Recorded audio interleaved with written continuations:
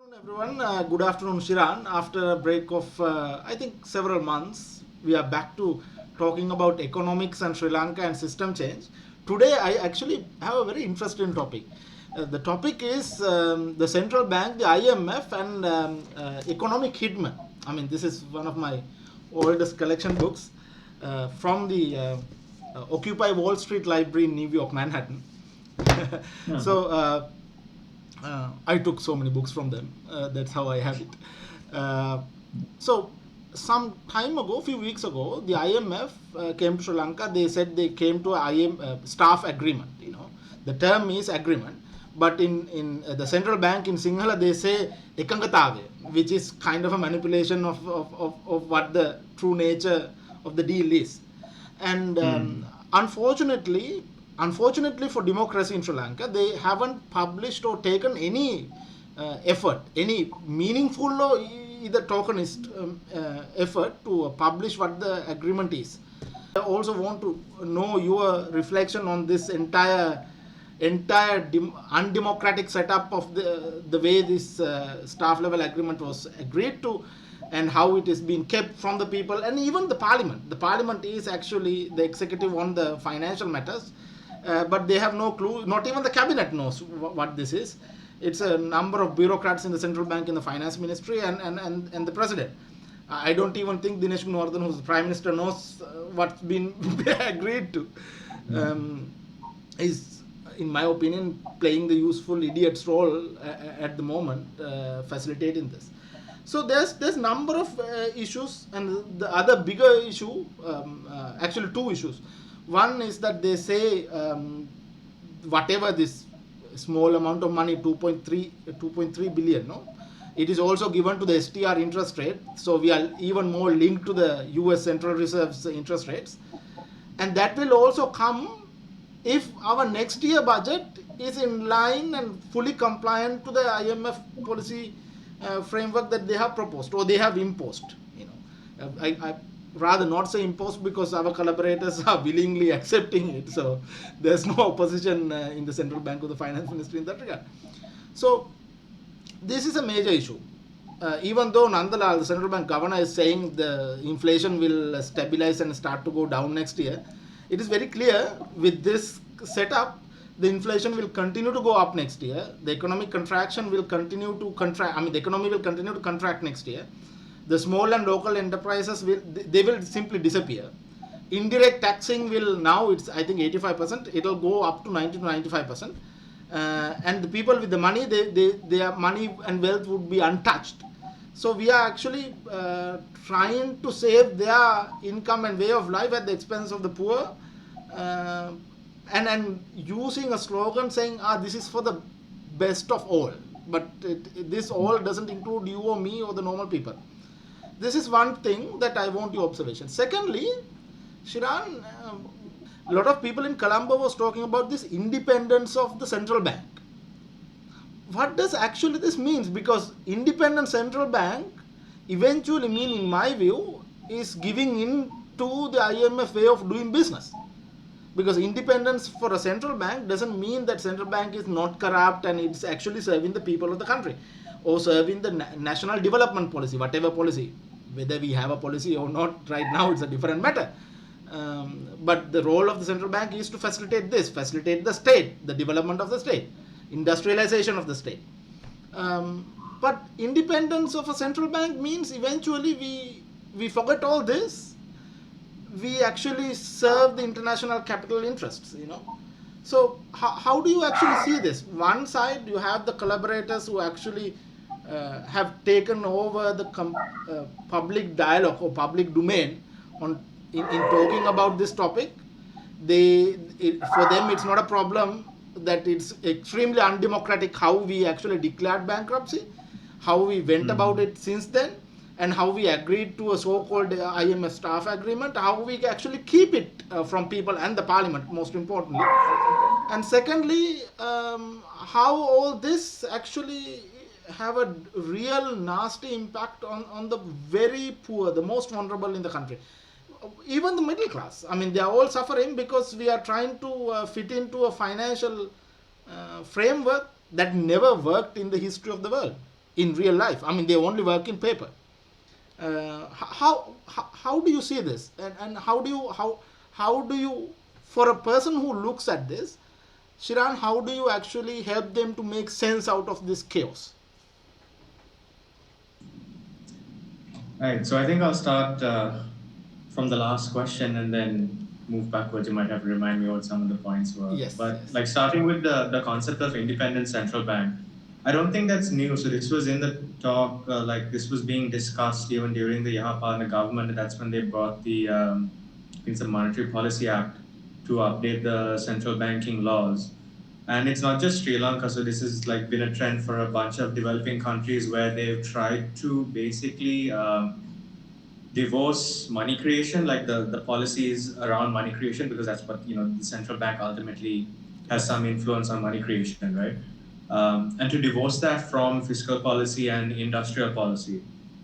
And of course, there's a legitimate criticism to be made about how some governments, including Sri Lanka, have used the central bank to basically finance government spending. Right? They use money creation to basically finance the running of the government instead of collecting tax or making the government sector more efficient and more productive. So there's a legitimate criticism there.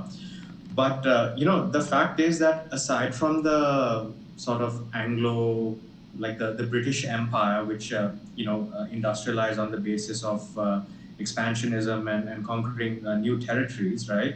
The industrial sector in every other industrialized country, from the US to Germany to Japan to Sweden to China, they industrialize on the basis of using the central bank to create money to invest in productive infrastructure and in industries, right? So this is something that I think, and this process has also led to lots of conflicts and world wars. Like that's a lot huge history that I think we probably don't need to get into right Yes, yes. now. But essentially, a lot of countries, a lot of developing countries, decolonizing countries were never given the opportunity to do this. One example that I find really interesting is South Africa. So during apartheid, the apartheid government, they were actually industrializing, and they had an activist central bank that was financing their industries, right? And when apartheid ended, there was a faction of the ANC, the basically like the economic researchers and so on, who argued that as part of the deal that they should keep the central bank as a sort of activist entity whose main purpose should be to industrialize South Yes. Africa. But in the end, like what we got with the South African constitution is that they got rid of that. They had an independent central bank from the get go. So you had nominal political freedoms for black people, but they had no control over Over the the central bank. finance. So they had no control over money creation. So there was no ability to actually create wealth and restructure the South African economy. And South Africa is like a basket case until to this day, right? So the black people don't have land. The government has, even though it's a black majority government and a black majority country, they have no control really over money creation and where it goes. So I think the IMF now, I think that they're going for like the headshot. For me, this central bank independence is basically the headshot. All the like trade policy stuff, it's helpful for them. But once you make the central bank independent and completely divorce it from fiscal and industrial policy, you're essentially ensuring that you will never have a sovereign industrial power. Like Yes. you will never have competition from Sri Lanka. Sri Lanka will never be a threat. We'll never be able to develop manufacturing capacity, industrial capacity to an extent that can help increase wages in Sri Lanka or improve the lives of ordinary Sri Lankan people. I think that's the main threat, and I think no one really understands that, right? Because they are caught up with just the whole thing that the government shouldn't be printing money to finance its own deficit and so on. And like I said, that there's an extent to which that criticism is true, but it's now completely been co-opted. And I think this whole corruption discourse as well is created to legitimize the idea of Yes. independent central bank. Because when you say independent central bank, like no one's people who don't know about it are not going to think that it's a bad thing. It sounds nice, right? Oh yeah, why wouldn't you want an institution to be independent? But the fact is, it's going to be independent of your elected government. It's going to be independent of like the general will of the people, the desire for development, and you're going to have basically have a so-called inflation targeting central bank. That's all they're going to do is like adjust rates up and down. They're not going to control where the credit goes. They're not going to allocate it for productivity enhancing investments. Yes. And in the end, it's actually going to make a lot of like monopolies worse, because as it is in Sri Lanka, the like if you look at bank lending in Sri Lanka, right? And I know, Sanka, you know people in the productive economy in Sri Lanka. I'm sure you know like small business owners, farmers, and these sort of infant industries, right? That are still at a very small, underdeveloped scale.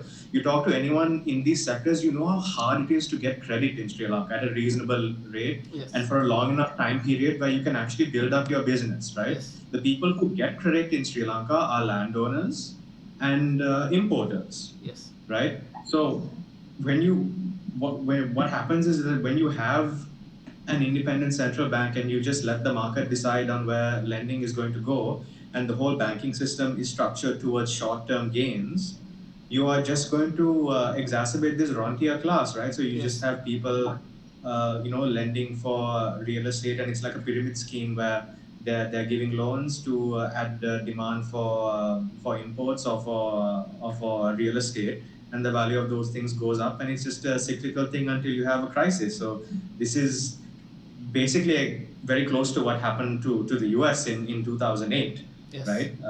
That whole pyramid scheme, and even even during Gota's administration, when we saw that huge stock market rally, that's because the government was basically printing money, and it wasn't going to producers; it was going into the stock market, Yes. right? There was a lot of like margin traders in Sri Lanka. I don't understand why a country like Sri Lanka even needs margin trading as a tool, right? It's such a like an advanced financial instrument. It doesn't make sense for like a backward country like Sri Lanka to take loans and invest in the stock market. There are bigger priorities. And if the market isn't factoring those in, then it's the state's responsibility, the central bank's responsibility to actually discipline those things and structure where the credit goes. And like I said, it's like the basis of development in Germany, in Japan. Japan is like very famous for it. There's a bunch of Yes. books written about it. In Japan, they call it window guidance, Yes. right?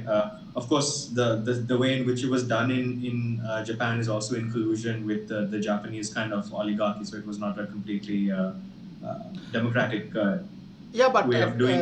Shiran, at one point, the Japanese state actually dissolved all these oligarchies. They took and removed them from the industries.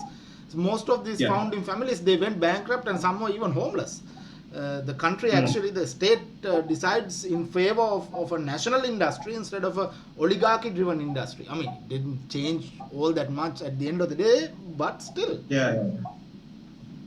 Yeah, true, true. I mean, periodically you do need to, even if you're not a socialist and you like capitalism, You you need to, kind of yeah. need to clean out the swamp once in a while, right? And Yes. get rid of all the old guys and let some new guys come up.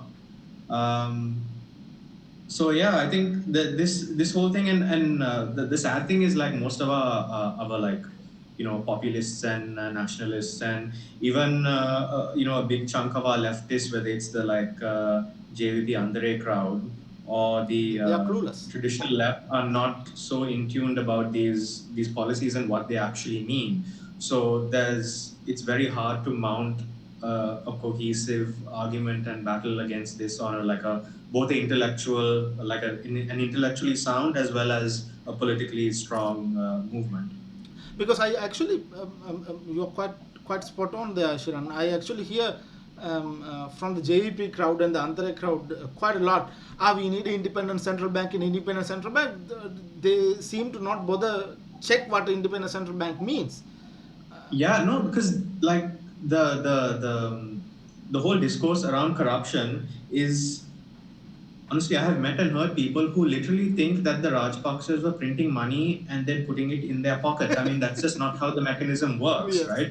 Sure, there might be a roundabout way in which they benefit, and people, some of their vested interests might benefit, but it's not that black and white. I mean, there's ways you can fine tune the system.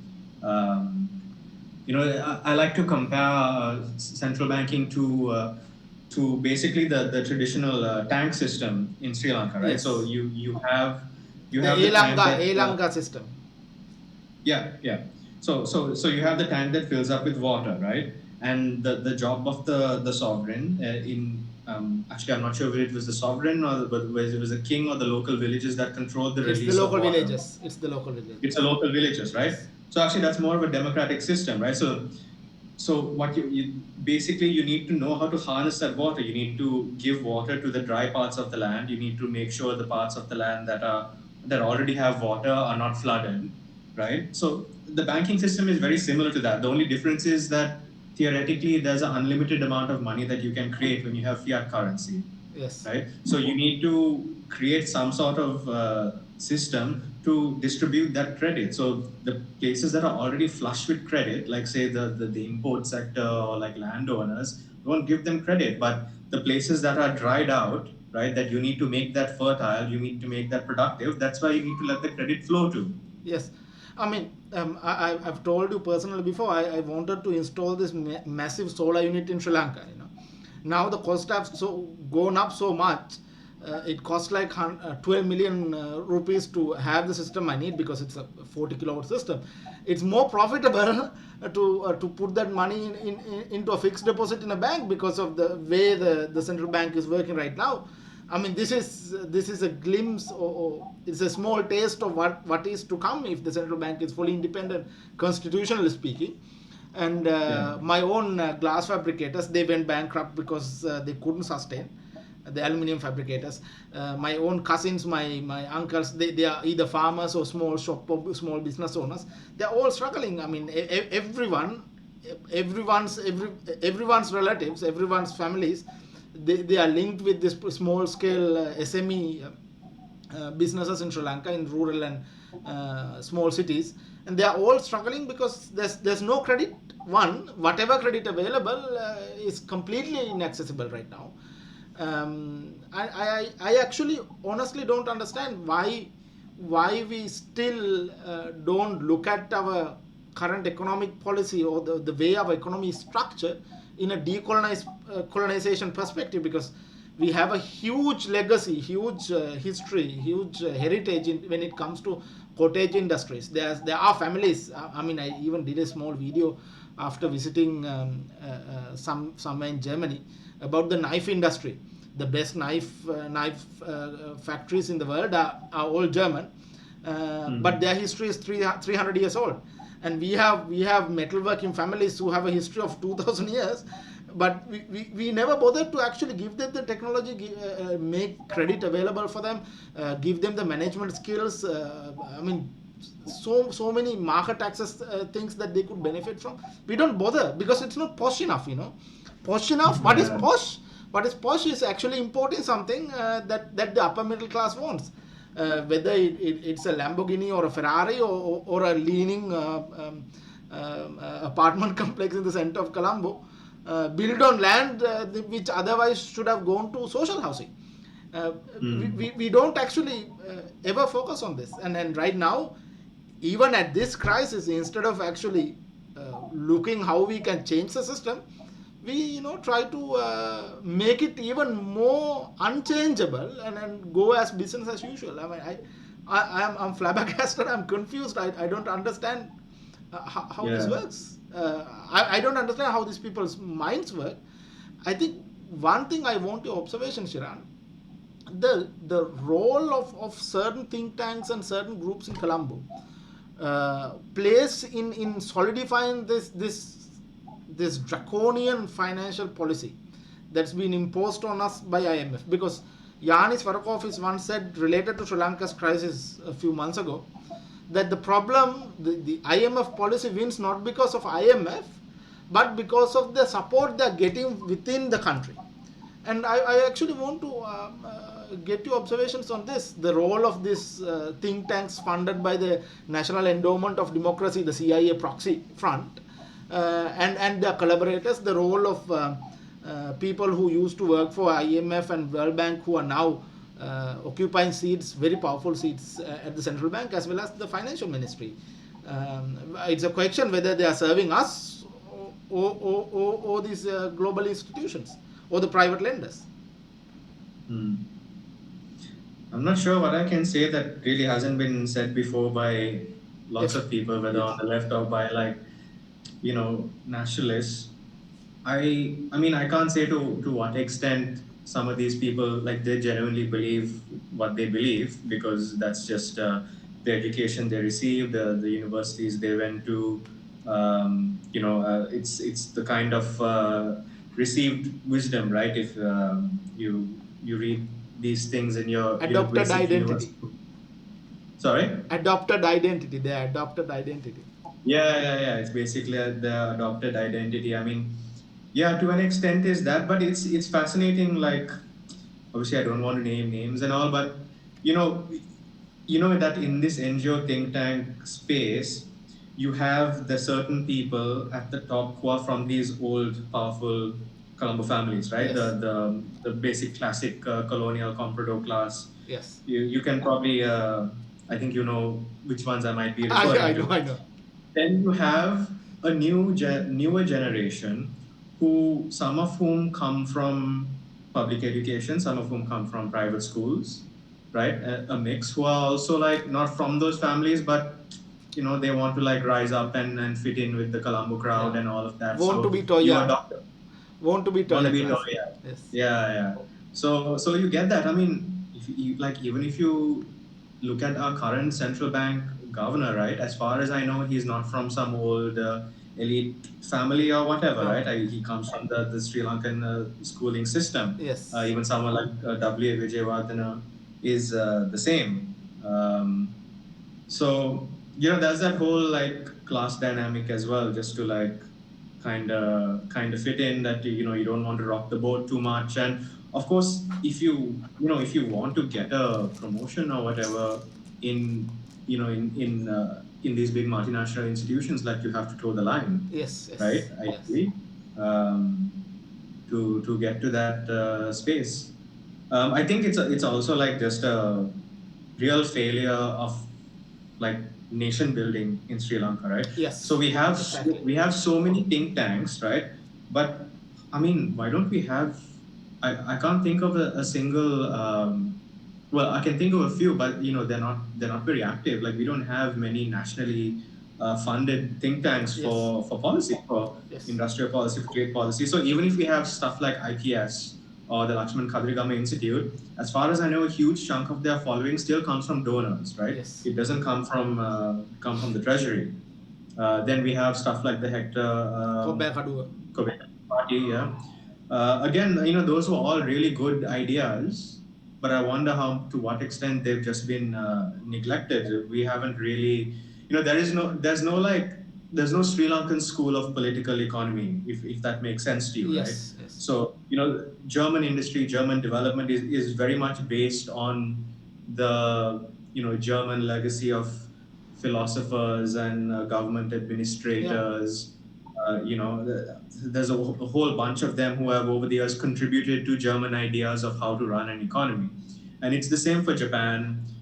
It's the same for China. Like, even people who adopt liberal ideas in China, they kind of synthesize it with previous Chinese dynasties and their approach to trade and things like that. Whereas in Sri Lanka, it's completely like astroturfed. It's not linked to anything to do with Sri Lankan history, whether it's pre-colonial history or like the legacy of colonialism or the actually existing structure of the Sri Lankan economy. It's like copy paste ideas from like textbooks, but then you have to wonder to what extent they've actually read the original source. Like, people They love to don't know. talk about Adam Smith and free trade. They love to talk about David Ricardo and comparative advantage. But if you read these guys closely, y- they were more radical than our economists, to be Yes. honest. Like, Yes. Yes. to be fair, Marx was building on Smith and Ricardo, right? He actually had a Yes. good amount of respect for Smith and Ricardo, and Smith and Ricardo like hated landlords. So when they talked about rentiers, they were talking about the landlord class. They were not talking about the new industrialists. Yes. When these guys talk about rentiers, they're talking about industrialists. They're not talking about landlords. It's it's It's it's it's kind of a mutant state of public mind that we have in Sri Lanka when it comes to public policy in general. Yeah, yeah. We don't. I mean, people talk about Singapore and say that Sri Lanka should be like Singapore, but Singapore have a Lee Kuan Yew School of Public Policy. What do we have?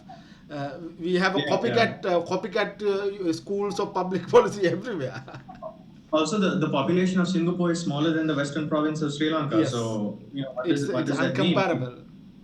Yeah, yeah. I mean, it's a very young, very new society. Lee Kuan Yew didn't have to deal with rural politics. Lee Yes. Kuan Yew didn't have to deal with uh, over 2,000 years of history and culture, all that baggage.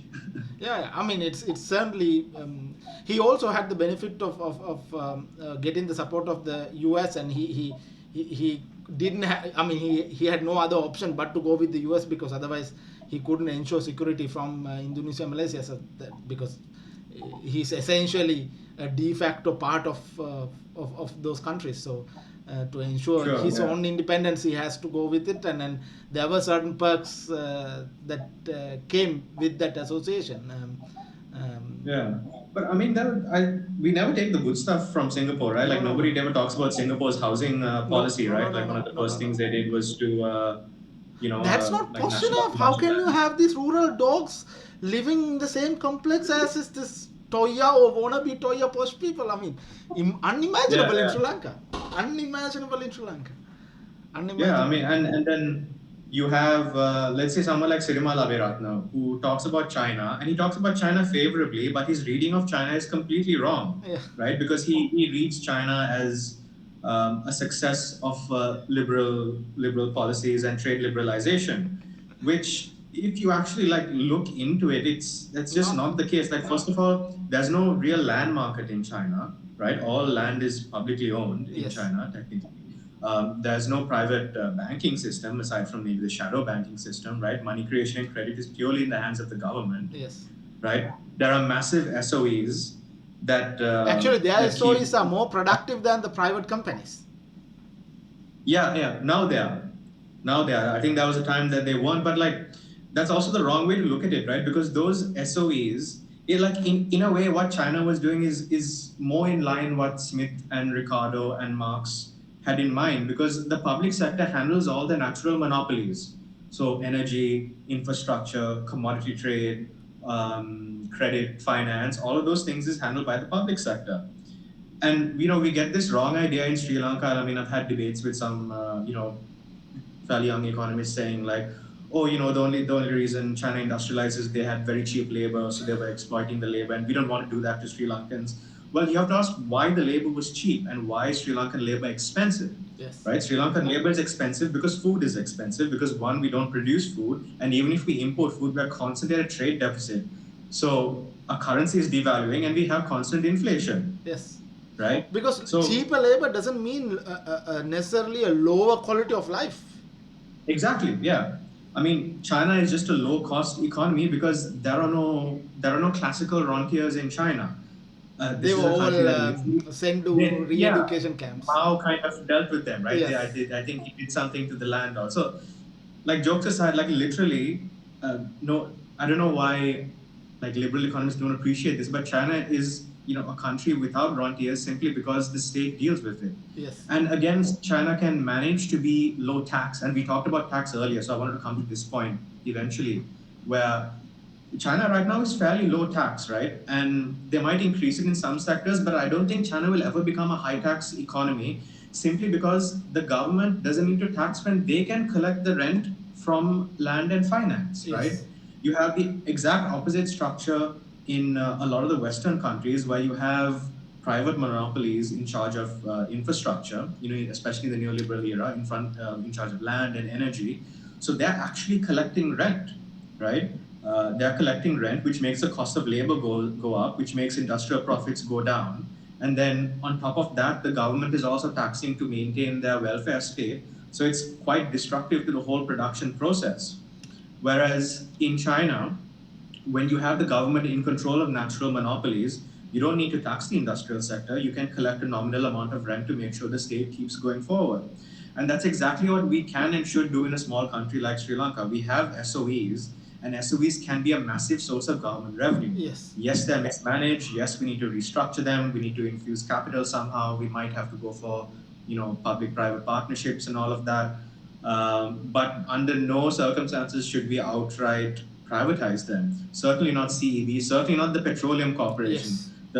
The energy sector is potentially the biggest money-making opportunity the Sri Lankan public sector has. Yes. And if you want to be industrially competitive, we actually need those SOEs to keep costs low and to earn revenue for the government through their rents. Yes. Rather than giving these rents to the private sector. The private sector should focus on production. Germany, in response to this ongoing energy crisis, they just nationalize some of the energy sector companies. If Germany can do it, why can't we actually identify where we could improve productivity and improve efficiency and root out corruption as much as possible, because you can't root out corruption 100% anywhere in the world, but you can actually make a reasonable effort to it. But people also actually, Shiran, I've noticed, before I come to the final question I have on political sense, political side, people, they tend to calculate the loss and profit of our CPC and CEB, the Petroleum Corporation and the Electricity Board, just by checking their balance sheet. But can you actually, calculate loss and profit on two institutions that actually have such a widespread impact on the economy? We just ignore the rest of the economy completely, and then say, we bought oil for this price, we sold the oil for this price, and this is the loss of profit. Even for economists, that's mathematically quite stupid to calculate loss and profit of. It doesn't make sense, because people have made this argument. I think even Cabral might have made this argument at one point, Yes. that the losses of the CPC and the CEB, like the other side of the balance sheet, is the profits of the private sector and consumption of households, Yes. right? Now, that's not necessarily a good or bad thing. It's just a fact. So Yes. the fact is that you can have a very profitable CPC, and then you can have a total collapse of household consumption Yes. and the private sector. So is that what you want? Is that necessarily better? Is that, that's kind of like scorched earth tactics, right? Yes. That there are much more refined ways where you can have targeted interventions to reduce consumption in certain superficial areas. Maybe reduce the service sector, prioritize low-income households, prioritize the industrial sector, of course.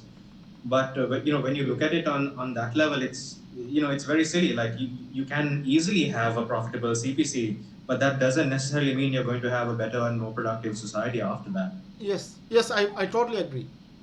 Before we end up having a super long session, let me come to my final question.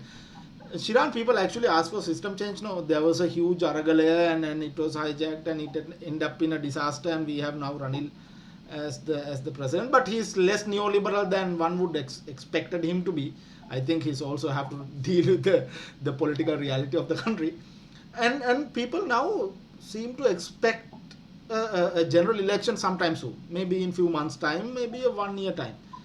And this is the challenge that we are facing as a country, to find political movements and politicians that we can elect who understand this reality, not just at a superficial level. We are completely against corruption, CP is corrupt, so let's sell it. No, not idiots like this, but people who are smart enough to understand what an independent central bank is, what that really means. How come we actually declare bankruptcy without a proper follow-up plan? How come we declare bankruptcy without the approval of the parliament? How come this entire process have excluded the 22 million people of this country, and keep this as a very exclusive program for a very rich bunch of people, and they want to be Toya class supporters? How this can happen, and what would be the effect? How we can actually industrialize, and what need to be done to get there, and how to use this crisis as an opportunity rather than trying to re-establish the old order and go about as business as usual. How can people find such such a favorable political condition, so where they can find a new breed of political movements, new breed of politicians, be young or old. I'm not ageist. I'm not against old people, like some of these neoliberals in Colombo. Even a person who's 95 years old, if he have the sound policy, I don't have a problem with his age. So how can people ensure they get they can make a sound choice? What would their role should be right now? How can they identify these economic hitmen and women and kick their asses out? Uh, that's a tough one, you know. You know how the neoliberals, they always say that the nationalists and the conservatives in Sri Lanka are stuck in the 70s. Yes. Guys like Rohan Samrajeev and also, they're Yes, always stuck yes. in the 70s mindset. And to an extent, I agree with them. Some of these guys, like in the LSSP and all the old left, they are still stuck in a slightly 1970s mindset in terms of what is possible Yes. in economic policy. I would counter that and say that the neoliberals, they are stuck in the 1990s. They're still living in the unipolar world. They're still living under Washington consensus. But it's a very different world right now if you look around, right? With the recent developments in BRICS, in the Shanghai Cooperation, the deals between China and Russia, Russia and India. Even Brazil, like when Bolsonaro came in, everyone thought that he was going to be a kind of pro-West right-wing dictator, but Bolsonaro has been a lot more balanced. Like he has leaned on China when he Yeah, yeah. needed to. I was surprised, There but is, yeah. there's talk now of introducing a new currency, which Putin has mentioned, based on perhaps it might be backed on some sort of minerals or natural resources. Who knows? Like, and it's ironic that we have gone to the West and to the Western institutions like the IMF and the World Bank, and we have defaulted at the moment where there is most opportunity to do the alternative. At least in the 1990s, you could argue that there was legitimately no alternative. Yes. Like Chandrika's government in 1994, you could argue that to a large extent, there's probably nothing she could have done. Like there was no Soviet Union, there was no China, there was no one else to lean on, Yes. right? And unless you had a massive amount of like willpower and ideological conviction, it was very hard to go in any other direction than what And direction Silma they went was in. too old by that time, and she couldn't do anything. Yeah, exactly. Um, but things are very different now, right? There is a huge opportunity now to basically reorient the Sri Lankan economy towards Eurasia, towards Russia, China, and even India to an extent. We have a very difficult relationship with India, but the fact is they are next door, and we're going to have to deal with that relationship Yes, at yes. some point. I think India's relationship with the West is not black and white. I Yeah, read yeah. a It's recent article by this guy who wrote on Sri Lanka briefly. I don't know if you've seen that website. It's kind of like a parody of Sri Lanka Brief. ah. So it's more sort I of will check. I will check today. I haven't. anti-imperialist in outlook. So basically, he argues that India is also playing with fire by collaborating with the US, because eventually the US is going to turn against India as well. Yes. And when they do, they will use Sri Lanka the way they use Taiwan and Ukraine, right? And that's very So dangerous for India. India should actually yeah. keep this in mind. I mean, if So, any Indian diplomat is listening, yeah, I mean, take note. I mean, this is not a game. You don't yeah, want yeah. I another mean, Taiwan in the south of India. they would use, I mean, the West is completely cynical. They don't like to fight wars themselves. They use proxies. So they would definitely want to use probably the Sri Lankan military or Sri Lankan land as like a forward, base to contain India's growth in the future, and perhaps to block India's relations with Africa. Yes. I don't know. I mean, this is speculation, but I think it's fairly sound based on the way we see the West behave and the Yes. trajectory of India's own aspirations. I'm sure they want to be a powerful country in the Yes. future. So anyway, the point I'm trying to make is that there are so many opportunities now to find new economic systems to break out of the Western payment systems, to break out of the dollar, to diversify, to look for investment in areas from countries other than the US and EU. And I think it's fundamentally irrational now to even depend on our old Western-oriented industries like tourism and garment sector, Yes. because the EU is heading towards a recession. We're not going to get German tourists. Yes. Germans are not going to be buying our clothes. It Same simply in the can't afford. US. Simply people can't afford. I mean, I am Yeah, yeah. paying two times my usual household energy cost every month now, and that's Exactly. yeah. I mean, you can't deal with it. Yeah. So I mean, if we're looking for investment, it has to come from the east. If we're looking for markets, it has to come from the east. If, Yes. if we're looking for trade partners, all of this has to come from the east. And Sri Lanka's in a good location to do all of these things. If you look at, so for example, Russia has the energy, and they have the technical know-how on how to process the energy. India has a lot of raw materials. China now has technical industrial capabilities. So Sri Lanka is perfectly positioned to combine all of those things, And right? also become the bridge between East Asia and Africa, which we used to be for so many millenniums. Yeah, yeah, yeah. That's true too. Again, I think going back to the original point of your question, how to get this stuff across to the public.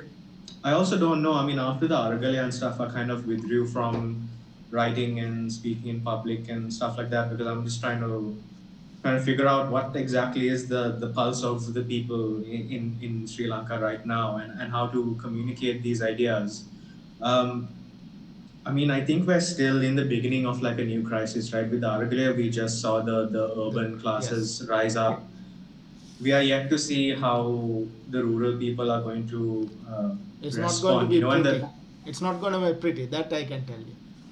yeah, and rural youth are like, I feel they're fundamentally different, right? I mean, when so there are some people who naively think that the JVP base and Andare and all are representative of the rural youth, but they represent a very tiny fraction of the Yes. rural youth that get into the public education system, Yes. right? So they are the upwardly mobile, the aspirational class or whatever.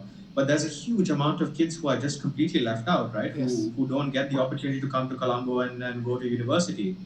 And these are the guys who end up working in small mechanic repair shops, and small like cottage industries, things like that. And talking to them, and I won't pretend like I have spoken to tons of them, but like the few conversations I have when I travel around Sri Lanka is like, these guys understand production more than any economist Yes. Yes. in Sri Lanka, right?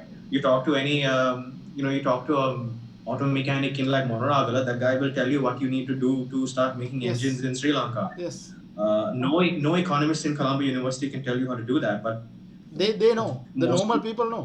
In rural areas, they know. yeah, I talk yeah. actually. I talk to a lot of them because I'm working with a number of them for my own personal projects in Sri Lanka for I think now 2 3 years. Some of them I work with for good 12 years, and all of them are very clear in how to do this change. I mean, they all know. They haven't read what they did in China or Vietnam or Bangladesh or India or no, they don't know that, but they know how to actually change system. They know where it is going wrong. They know what is the potential. They know things need to change and how exactly.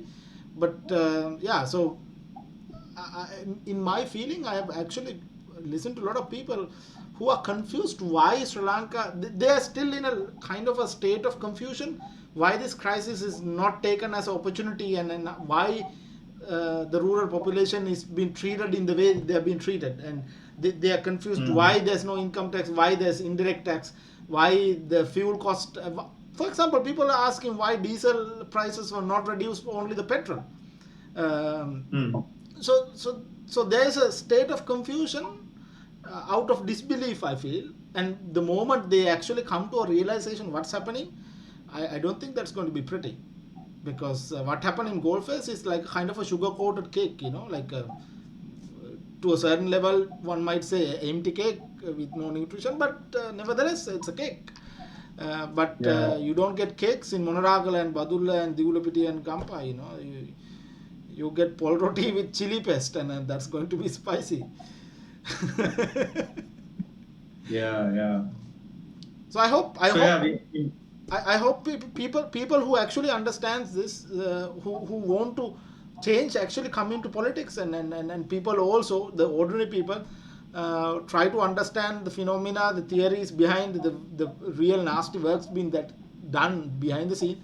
They take the effort to understand. The faster they understand, faster the country as a whole can come to a realization of what is happening and what need to be done now to change all this. Then the faster the opportunity comes to change. hmm. But do you think we can get rid of the current political class? I feel like that's probably impractical It's and that we're stuck with them for a impractical. while. In practical, you could have done it if JVP, for example, instead of becoming a university graduates group of politicians, if they were actually a group of politicians or a movement that actually represent the normal rural people, they had the opportunity. They physically had the opportunity when they sacked the president's house, but they also mismanaged it completely. It was a mess. They could have actually claimed power. There was nothing stopping them. But they actually even failed to understand the opportunity, the gravity of the situation in front of them. They could have done it a few days before that when they could they broke all the three barriers in the parliament. I'm not talking about Hmm. the one time after one time they tried after sacking the president's house, but I'm talking about the one before. They didn't have this opportunity, they didn't have this realization. So I don't think it's practical to answer your question. But there is an opportunity. Whether we can exploit the opportunity or not, it's a different matter. But more practical, more less violent means would be to create a political narrative within the public that established political system need to cater in order to get votes. So this is more practical. But to what level it will work out at the end of the day, I don't know. But this is how the war came to end. Mahinda Rajapaksa was he didn't want to go to war against tigers, but he was forced to in order to get the vote, and he had to cater to the public opinion. People think Mahinda created the opinion. No, the opinion actually created the Mahinda that ruled Sri Lanka from 2005 and 2010. He lost because he actually diverted himself from that opinion, or Yeah. the line of politics. So maybe Actually, that's, yeah. that's true. I mean, we are now in a crisis of leadership, which is very similar to the kind of early 2000s, Yes. right?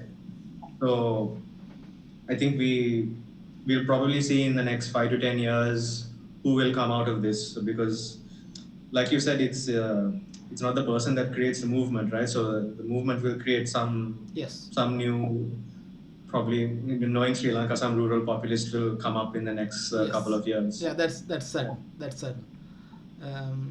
And Shiran, thank you for time. It's been a very No interesting worries. conversation. I That's hope all. people actually who want to understand a little bit of what's happening in terms of uh, financing our economic policy in general, and the crisis of our economy, uh, take the time to at least listen through it, and yeah, looking forward to talk to you another time on the same topic. Next time maybe we can discuss in detail what the IMF is proposing, based on lessons learned from other similar bankruptcy cases like Argentina or Greece or Thailand or Sure. Malaysia, and then what we should expect in Sri Lanka. Thanks again for your time, and talk to you soon then.